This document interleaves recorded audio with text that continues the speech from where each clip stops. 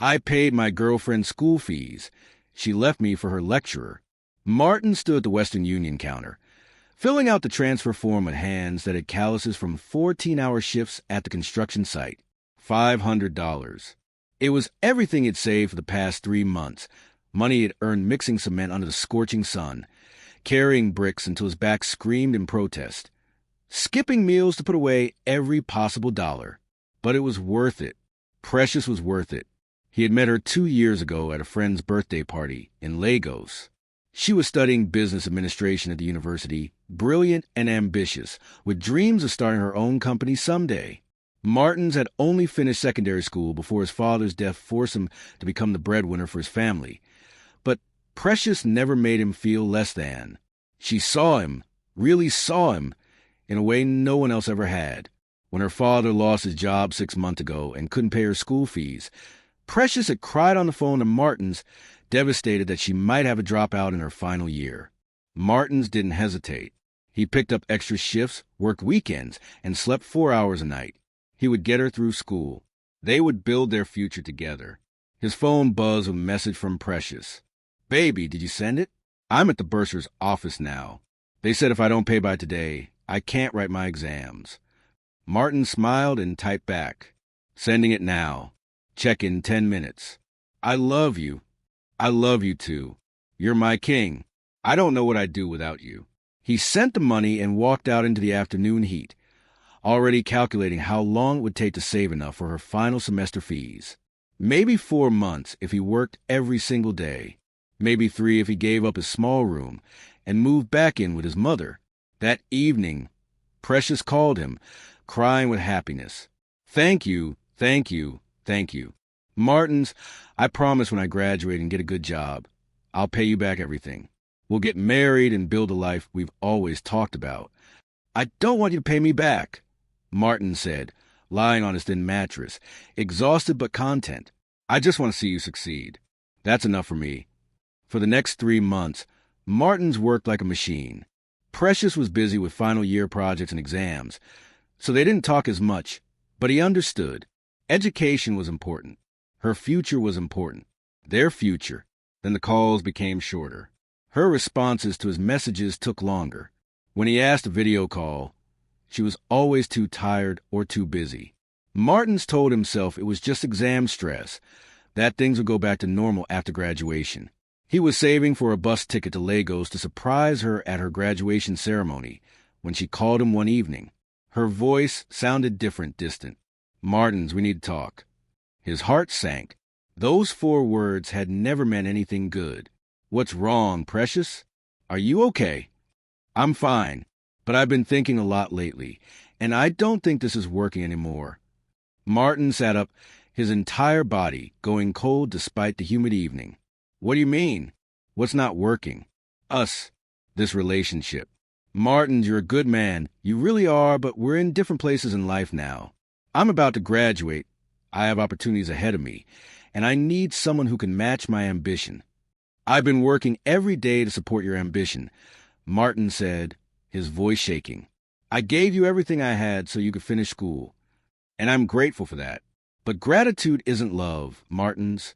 I can't be with someone just because they helped me. That's not fair to either of us. This isn't about gratitude. This is about us building a future together. That's what you said. You said when you graduated, we would get married." There was a long silence on the other end. Then Precious spoke again, and her voice was colder than Martins had ever heard it. "I was desperate then. I said what I needed to say to get through school. But I can't pretend anymore. I've met someone else." The words hit Martins like a physical blow. "You've met someone else?" "His name is Dr. Okonkwo. He's one of my lecturers. He's successful, educated. He has a house and 2 cars. He can give me the life I deserve." "The life you deserve?" Martins's voice rose. "I worked 14 hours a day in the sun, so you could have the life you deserve. I went hungry so you could eat. I gave up everything so you could finish school. And now you're telling me I'm not good enough because I don't have a doctorate and 2 cars. It's not about good enough, Martins. It's about compatibility. You're a construction worker. I'm about to be a university graduate. We don't fit anymore. We don't fit anymore, Martins repeated, laughing bitterly. We fit perfectly fine when you needed my money. We fit when I was sending you $500 for school fees and $200 for textbooks and $100 for your project materials. But now that you're graduating, now that you found someone with more money, suddenly we don't fit. Don't make this about money. How can it not be about money? I gave you everything I had. Precious. Everything. Do you know what I sacrificed for you? I sleep on a mattress on the floor because I sent you my furniture money. I eat one meal a day because I sent you my food money. My mother is sick and needs medication, but I've been putting it off because I was saving for your final semester fees. He heard her sigh, impatient now. I never asked you to do all that.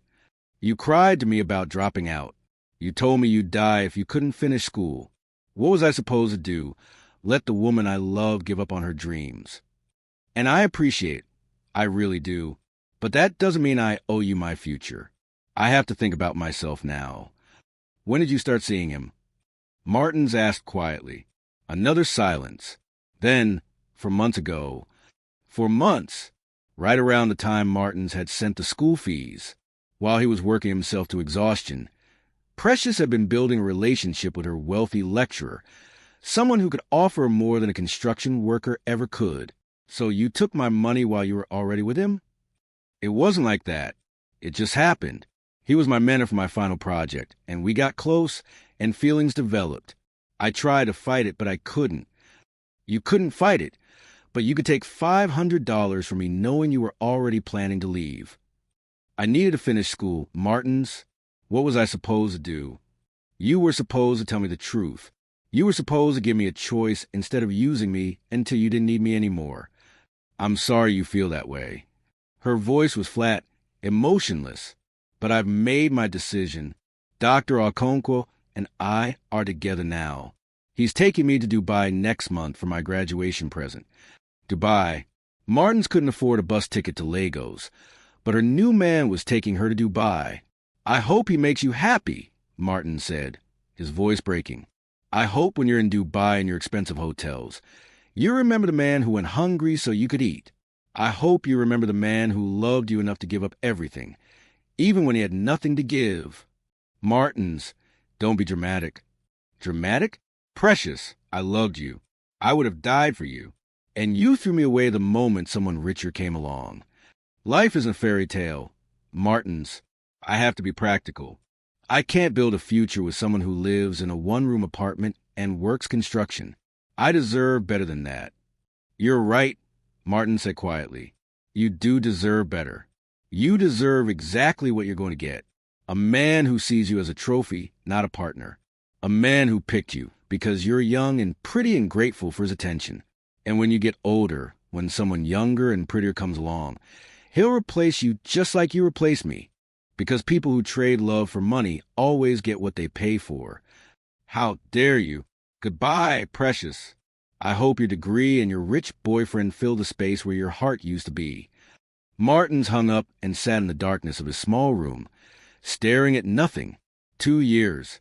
2 years of love, sacrifice, and dreams. All of it meant nothing the moment someone with more money appeared.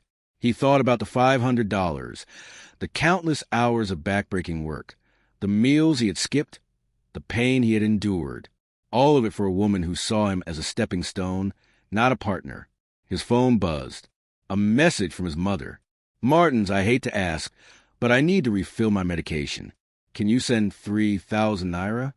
Martins looked at his bank account. Empty. He had given everything to Precious, and now he had nothing left for the people who actually loved him. He replied to his mother, I'll send it tomorrow, Mama. I promise. Then he lay back on his thin mattress and allowed himself to cry, not for the money, not for the wasted time, but for the death of the man he had been. The man who believed that love and sacrifice were enough. The man who thought that if you gave someone everything, they would treasure it. That man was gone now, replaced by someone who understood the cruelest lesson life can teach, that sometimes the people you sacrifice everything for are the same ones who will walk away without looking back. 3 weeks later, Martin saw Precious's graduation photos on social media. She wore an expensive dress and stood next to a man in his 40s with gray in his beard. Dr. Okonkwo, smiling like she had never known struggle, like she had gotten there all by herself. The caption read, "Graduated with honors. Blessed and grateful for everyone who supported me on this journey." Everyone who supported her. Not him. Not by name. Just everyone. A generic acknowledgement that cost her nothing. Martins closed the app and went back to work. The sun was hot. The cement was heavy and his body ached. But he was still standing. Still working. Still surviving. And maybe that was enough.